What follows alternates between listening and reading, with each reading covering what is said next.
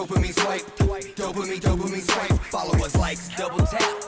Now they control your life. Well, we are really excited to have a special interview today. We are talking to Carlo Capua, who is the Chief of Strategy and Innovation for the city of Fort Worth. So he is working on cutting-edge and exciting projects like blockchain, metaverse, has played a hand in the World Cup coming to the area in 2026, and his role really is to peek around the corner to imagine what Fort Worth is going to look like in 10, 20, 30 years and lay the groundwork now.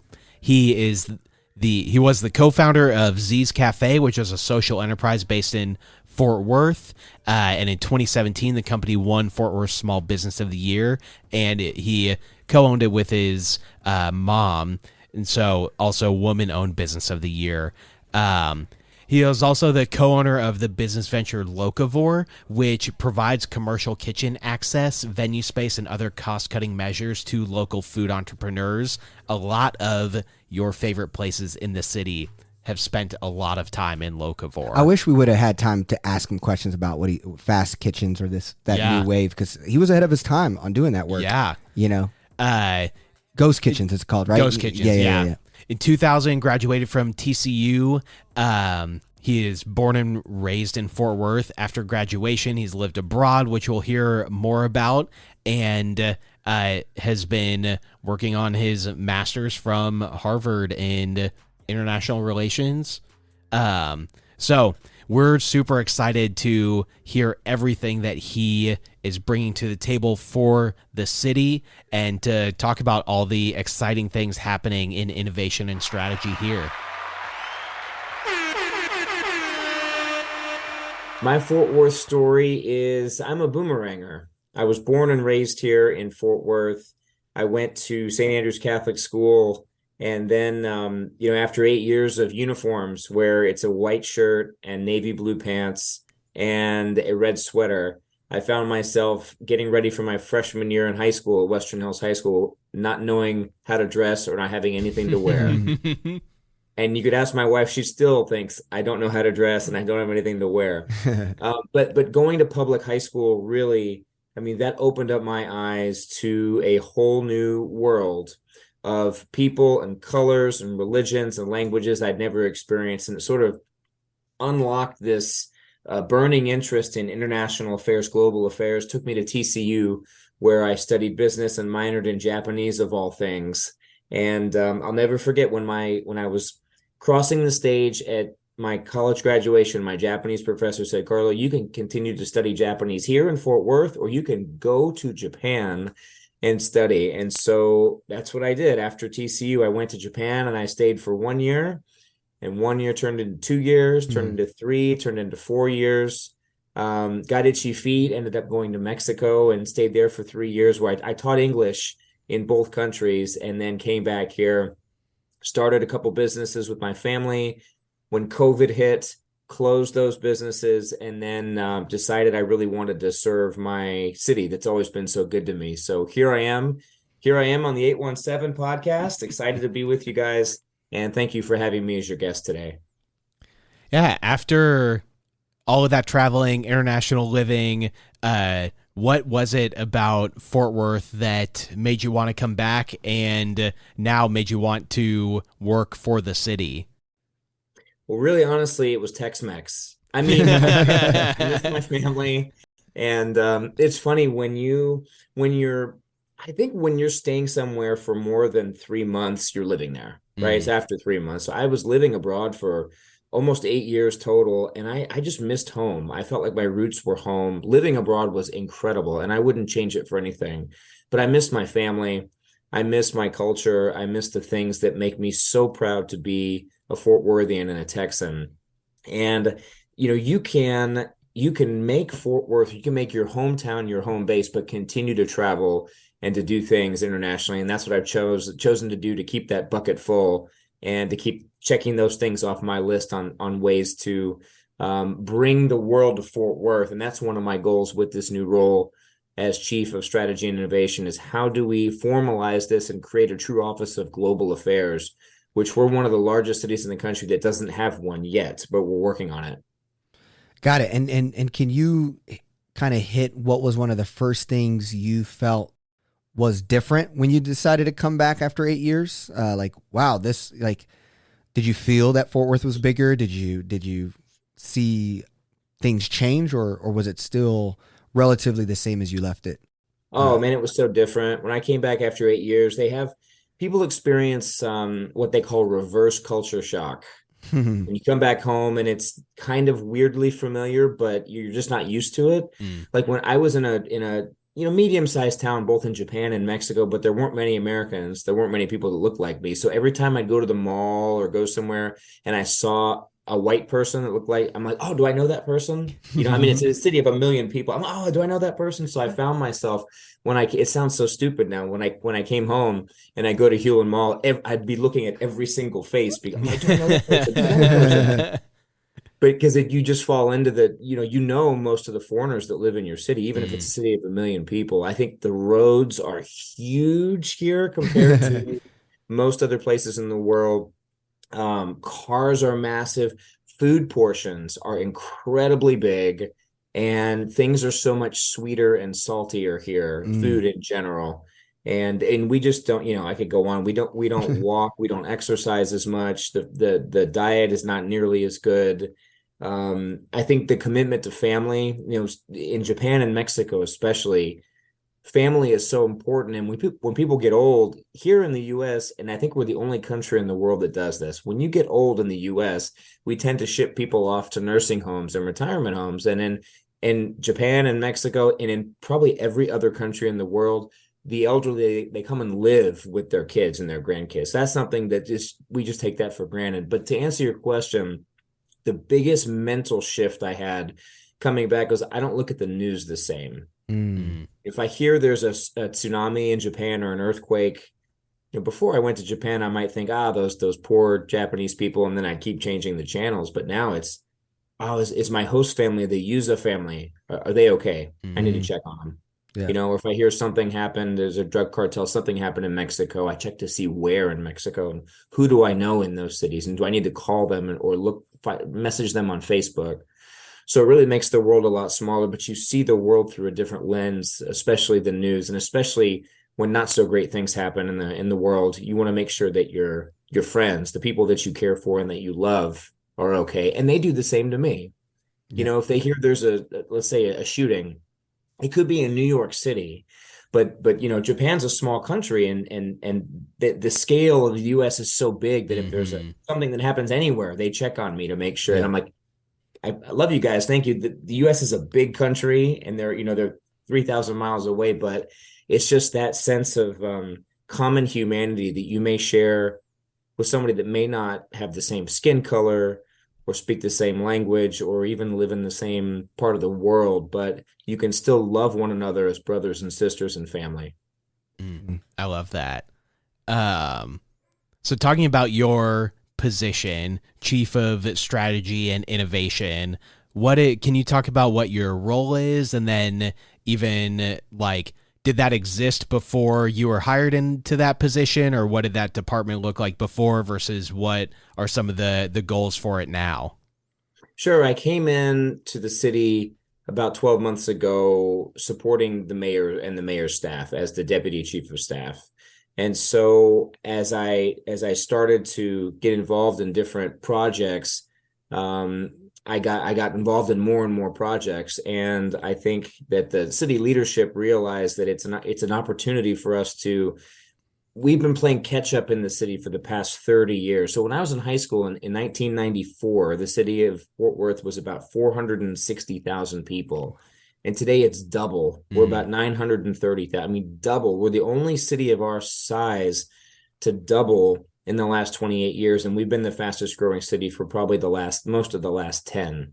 So we've been so busy playing catch up that we haven't had a chance to really plan for the future. So now we can take a peek around the corner and say, what's coming up in the next 10, 20, 30 years that we need to be ready for, whether it's cryptocurrency or the metaverse or the World Cup coming in 2026, what are we going to do with all those 100,000 people that come to Sundance Square every day for 31 days? How do we move them around the city? How do we get them to AT&T Stadium in Arlington? It's a lot of these things that we need to be putting the basic building blocks down to make sure that we're not caught behind the eight ball, and we can continue to keep growing as a city and meet the needs of what continues to be one of the fastest growing cities in the country.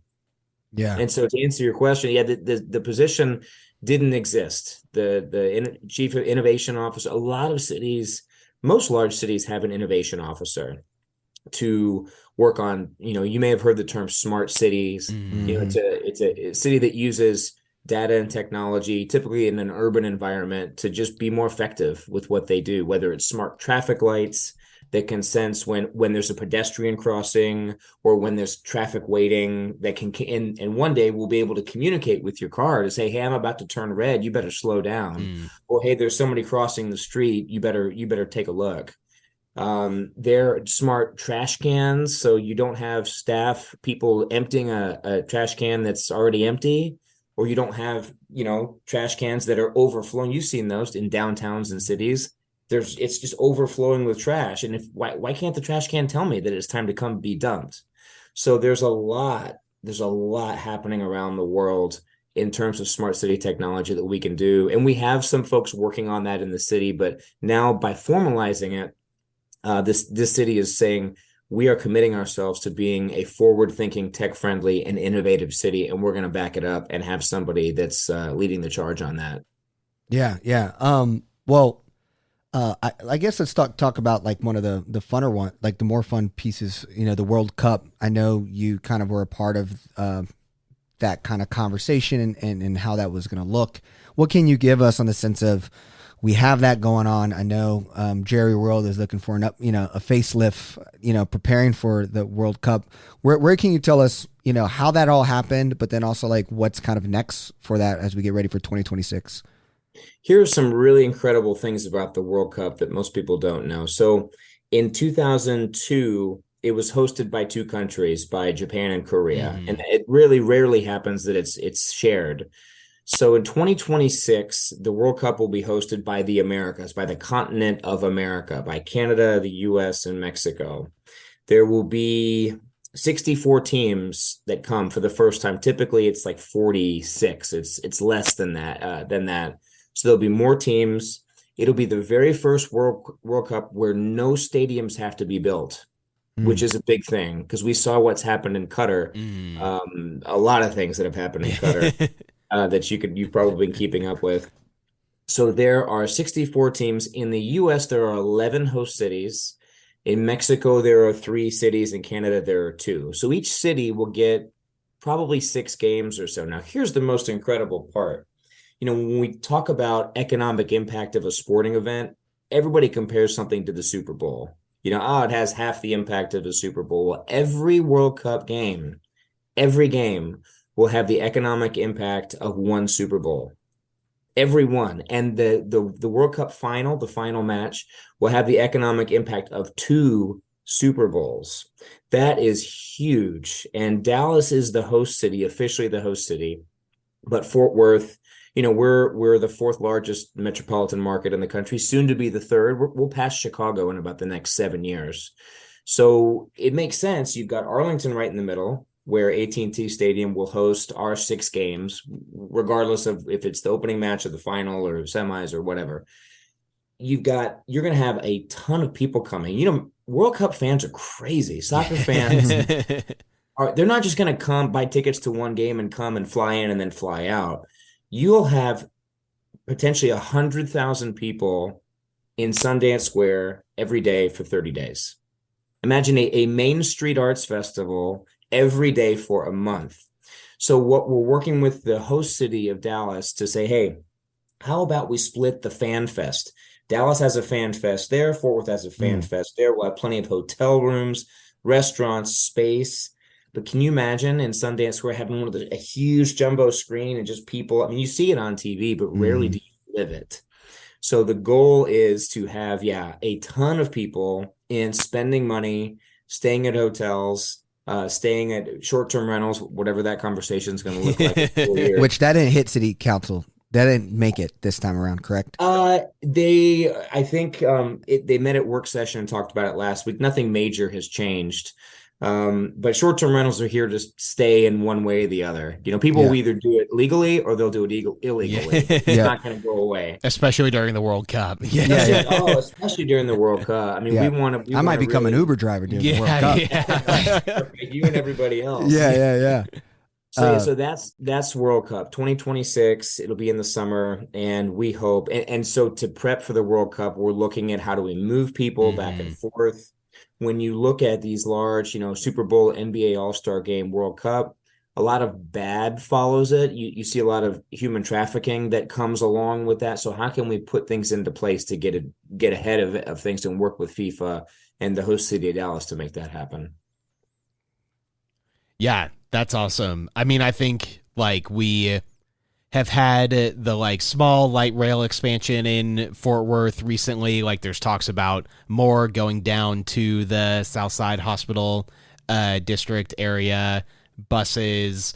It's kind of crazy to think about how like all of that groundwork has to start getting laid now for 4 years from now. And then maybe how does the city benefit beyond that from having laid that groundwork and then getting to continue leaving some of those things in place, maybe on a smaller scale because we're not moving 100,000 people a day. But I mean, it is potentially like a massive culture shift for the city surrounding this one event. Yeah. With Arlington in the middle, I mean, what's the big red flags or concerns? Like, we got to get this right now. Sure, we don't have to build stadiums, but do we got to build more public trans, or I don't know, what's the, more something? I mean, because I would hate for all these Europeans and people from around the country, from the world, be stuck in Arlington, and you're going to Margaritaville and Papados all day, and this is what you think America is.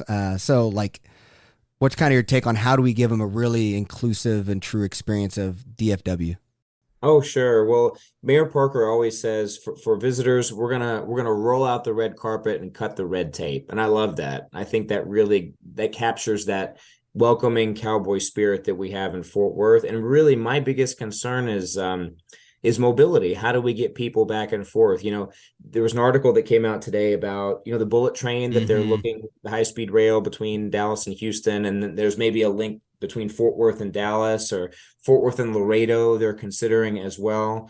One of the best kept secrets is still Tex Rail, from Fort Worth to Dallas and Fort Worth to the airport. And so, if I had to draw it up and we had 6 months to do this, I would say, let's put people on the train, take them as close as they can. I mean, it's probably Centerport is probably the closest stop, I think, but then people get off the train and they can get on a bus, and a bus will take them straight to the stadium. Yeah. That's about the best we can do right now, other than having 1,000 Uber drivers, which would be tough with traffic. And remember, Fort Worth, we gain about 20,000 residents every year, and that's net. We net 20,000 new residents every year, which is incredible when you look at like California and other cities on the West Coast, that they're just barely struggling to keep their population flat, if not lose people. So think about in 4 years, that's 80,000 more people in this city. What does that do to traffic? What does that do to the price of houses and restaurants and hotels? So it has a trickle down effect. But that is it's a huge opportunity.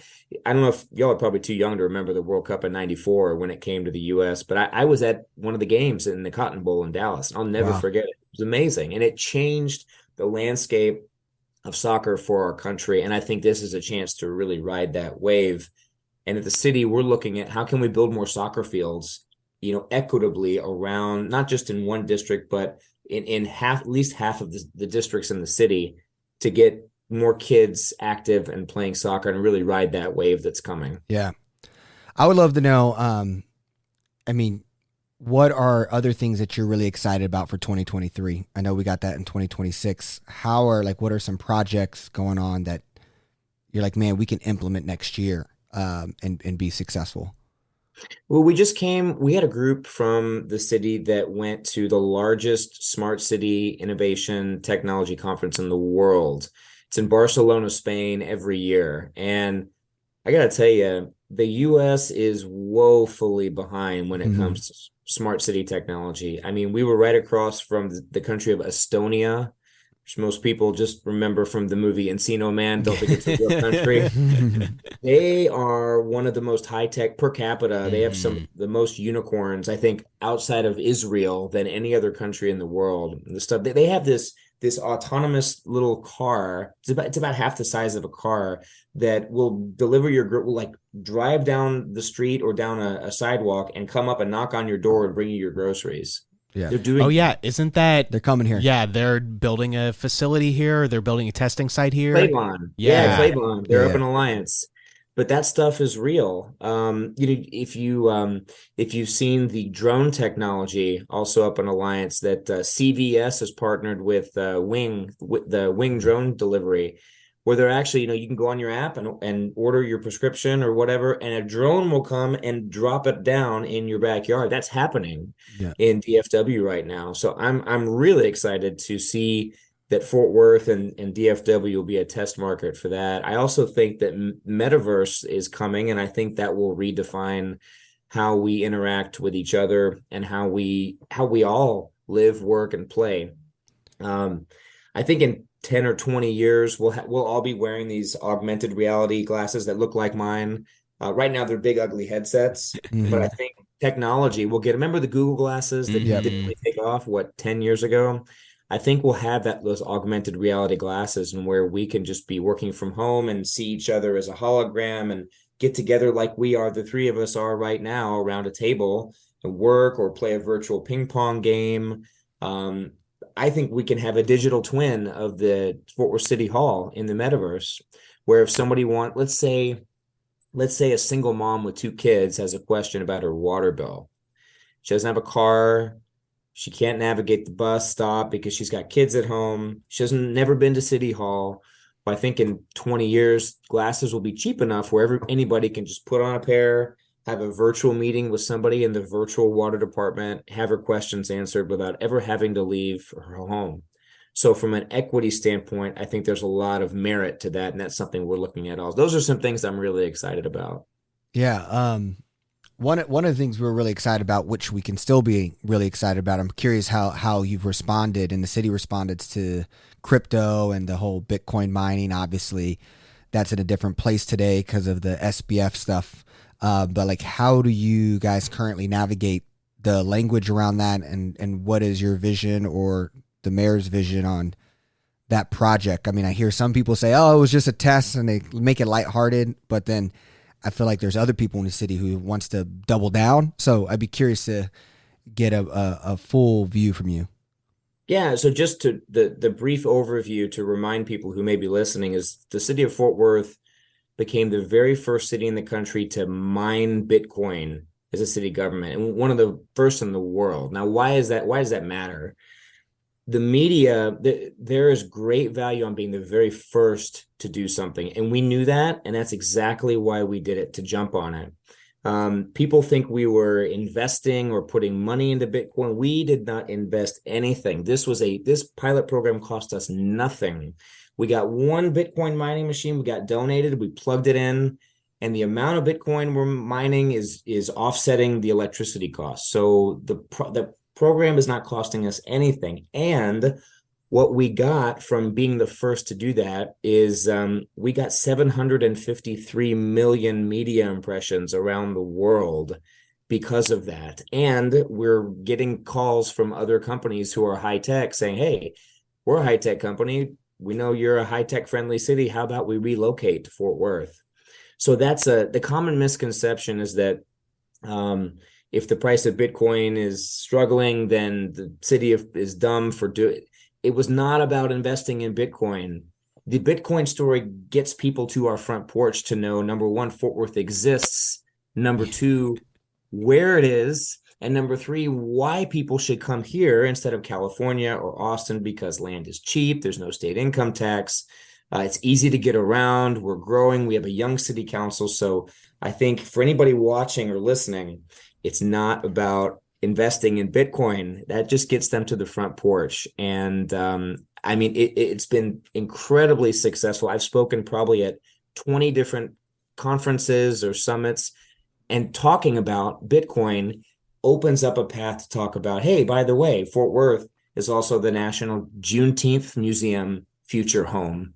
You know, we can talk about autonomous vehicles and that the cool drone delivery. So the Bitcoin just gets them to the front porch, and then you can pull them in and say, yeah, but we also have the Stockyards. That's one of the most visited places in the state of Texas at 8 million people a year. We also have the Fort Worth Zoo, which is one of the best zoos in the country. We also have the Amon Carter and the Kimball and the Modern Art Museum, which are world-class museums. And don't forget about Bass Hall and all the great food and the entrepreneur scene. So it's a pathway to getting people in, to telling them all the other great things about Fort Worth. What is your philosophy, or maybe the city's philosophy though, on the crypto space, if y'all have one? Like, you know, I love the ROI there, but like, you know, now where it is today, like what's your thoughts on how much R&D or exploration should people, businesses, talk, you know, I guess explore still, crypto? Yeah, the short answer is, honestly, I don't know. I don't know. I think we've seen different iterations of digital assets. Like, remember, y'all are probably too young to remember, but there was a time in the world where if you I love how you're saying we're too young, which we probably are, but let's be clear, you look the youngest out of all of us. So like, let's be clear.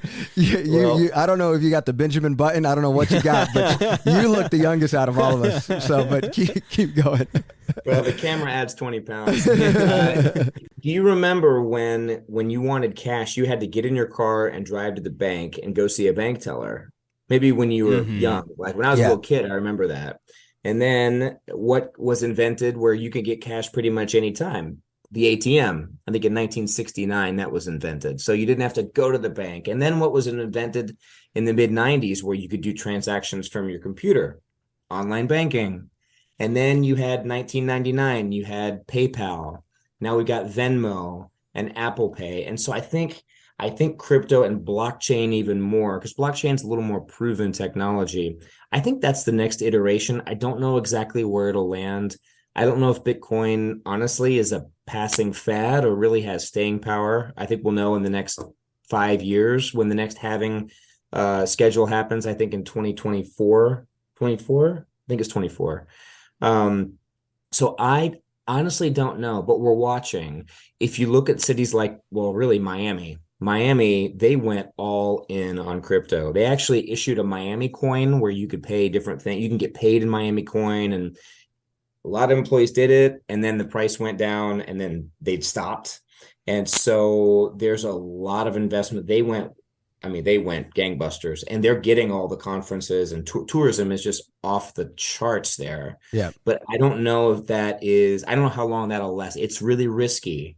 And I don't know, I wouldn't feel comfortable going all in on crypto. If you look at the country of El Salvador, they're one of the poorest countries in Central America. They went all in on Bitcoin, and it is not working out for them. So we have to be really careful when we're using people's money. And that's why I love this program, because it didn't cost anything. It didn't cost the taxpayers anything. And we got probably a couple $1 million in PR. We were featured on the cover of the Malaysia Sun magazine in Malaysia. Yeah. And tell me, in what world can you reach 32 million people in Malaysia? All it takes is one of them to say, hey, Fort Worth, maybe I'll Yeah. if I want to open up an office in the US, maybe I'll put Fort Worth on my short list. Yeah. And if I'm going to New York and LA, maybe I'll pop by, because Dallas Fort Worth Airport, we're the second busiest airport in the world since COVID. So there's a lot to be said for people just seeing our name, seeing the cool cowboy. And that's the coolest thing, is anywhere you go in the world, cowboys are cool. Everybody loves, when you say you're from Texas, if you're in another country, almost everybody will know cowboys. And again, cowboys are, culturally, it's a cool thing. It doesn't scream innovation, but the cowboys gets them on the front porch, and then the innovation, you can pull them through the front door and talk about it. Yeah. Could you, speaking of some of our finest Cowboys, Texas A&M, can you give us kind of A&M's partnership? And how's that panning out and looking like? And what should we expect in the next couple of years with what Lancaster to look like and that school to look like for innovation in Fort Worth? Yeah, I mean, hang on to your hats. Aggieland North is a real thing. That's what they're calling Aggieland North up here in Fort Worth. And the Texas A&M system has identified Fort Worth as the new home for their research and innovation center. That is going to be transformational, not just for that part of downtown, but for the whole city. They're investing, I think, $500 million, if not more, dollars to redo their law school and put up 2 new buildings downtown. You'll see probably construction in the next 18 months or so, but that will make Fort Worth a true innovation hub. We're not just talking about it. We can take people there. Like I want to create an innovation zone where it is pure innovation, and because innovation breeds other entrepreneurs and innovation, it creates new ideas.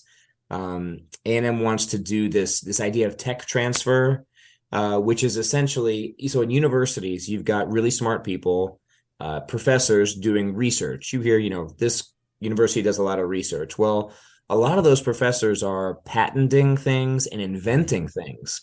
So it begs the question, what do they do with that patent and that invention? Well, a lot of times they'll commercialize it. They'll sell that research and those patents and inventions to companies or to venture capital firms that will then take things to market.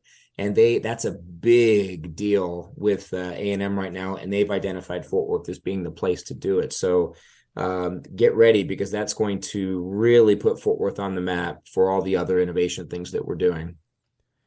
Yeah, talking about like new innovation and getting people in the door.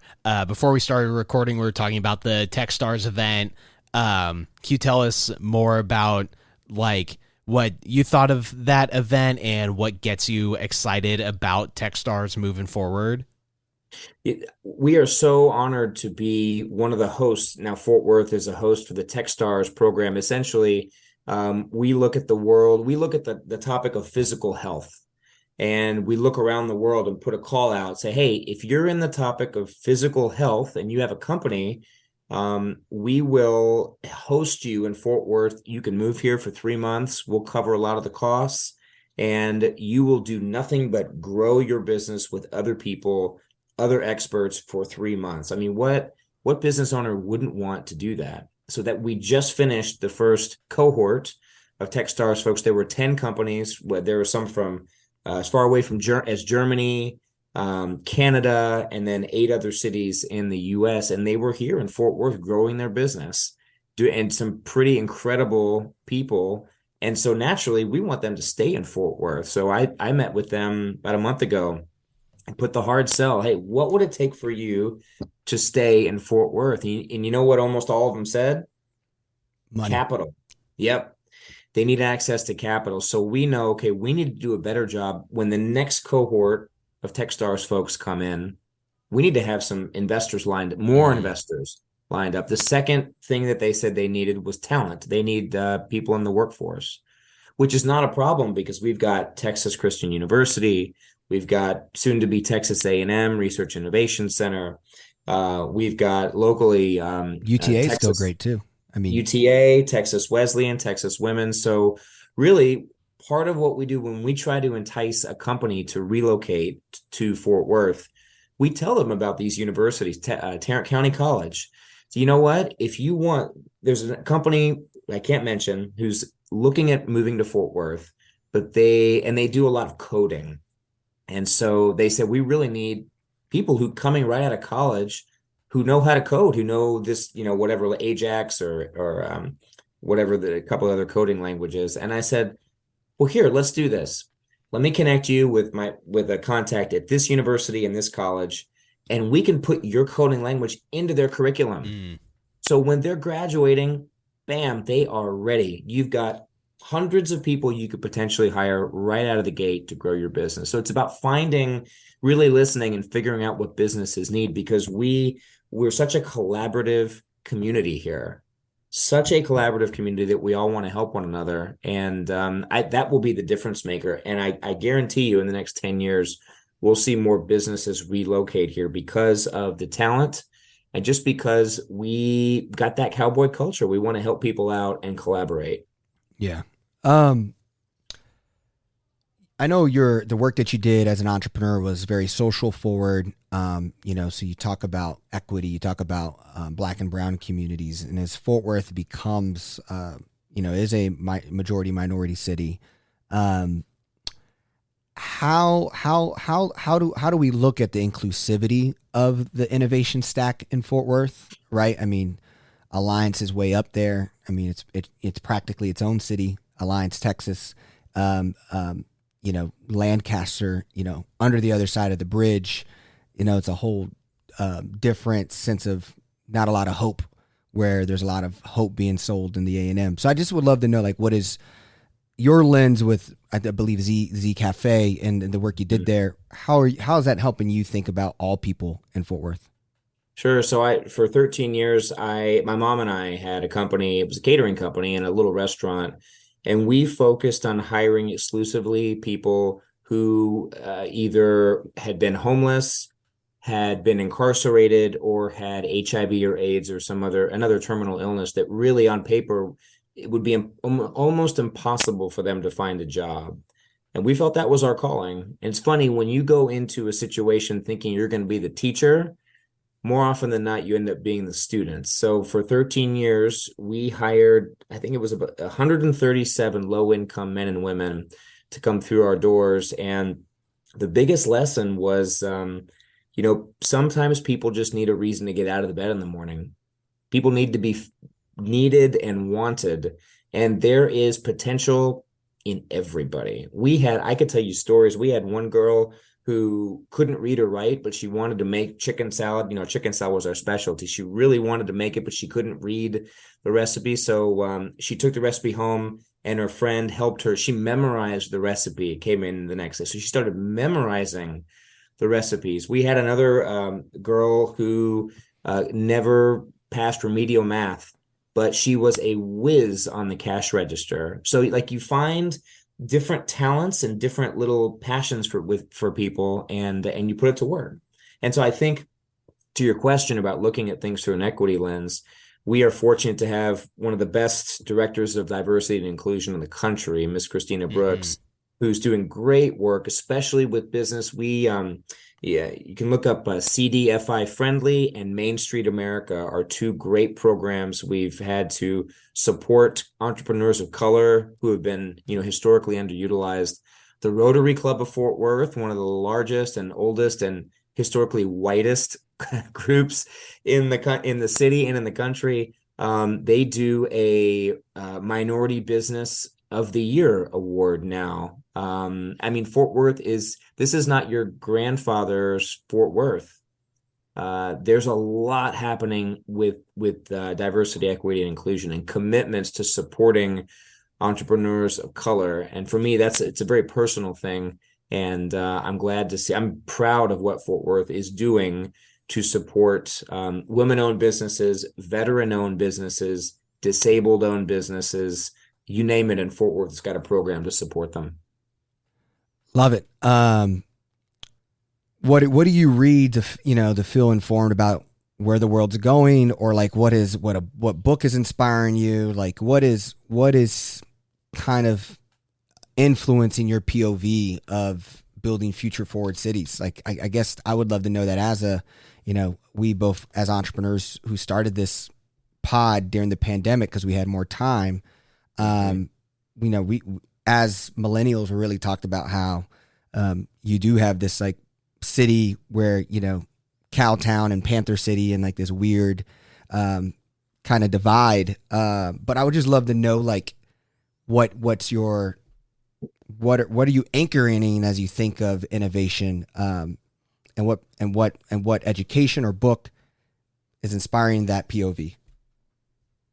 Yeah, I appreciate the question too. So I just finished my master's in international relations. So most of the books I've been reading have been against my will. Because I've been working on my thesis, and it's funny how different experiences in your life can all kind of come together in different times. Mm. I lived in Japan for 4 years, so obviously I have a real interest in that country. And I did a short paper on reparations for Japanese Americans. During World War II, there were 120,000 Japanese, and most of them were Japanese Americans. They were just of Japanese descent. They were rounded up, put into concentration camps for 3 or 4 years during the war because our government thought they were the enemy.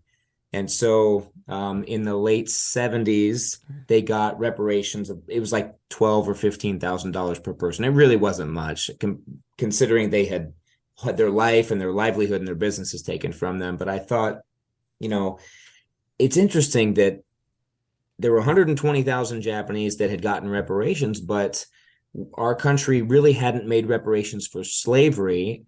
Why? I wonder why. So I ended up taking a deeper dive into just the history behind that. And so my thesis was about, if there was a community reparations program, what might that look like? And how can we really help people who have been marginalized for a really long time? And I ended up with three conclusions. Number one, helping students of color, especially African-American students, get to college in the form of college scholarships and tuition. Number two is achieving the dream of home ownership, helping with homeowner loans or grants. And number three was helping, with business grants to start new businesses, because historically, Black men and women have more student loan debt. They have more debt on their house, and their houses are worth less because they're living in a maybe an African-American community, not because their house is really worth less. And the startup business percentage rate is just lower, and the failure rate is higher. And so I don't know, there's always been a part of me that feels, so my grandfather came here from Italy as a kid in the early 1900s. And back then, if you were Irish or Polish or Italian, from about the Great Migration, 1900s to about even the 30s or 40s, you were discriminated against because of the language you spoke, or because your skin was a little darker. If you go back, you look at Frank Sinatra, you wonder why he really advocated for Sammy Davis Jr. They were both in the Rat Pack together. They'd go play concerts, and then that same hotel that asked them to play the concert, they wouldn't let Sammy Davis Jr. stay in that hotel.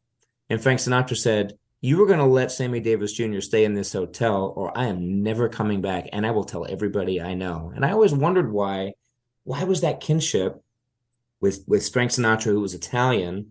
Why was he such an advocate of Sammy Davis Jr.? And then my grandfather told me that, well, back then, when the Southern Italians, which is where my family is from, when they came to the U.S., well, their skin was darker, and all the Americans at the time thought that the Italians were black because they had dark skin, and they wouldn't play music with them.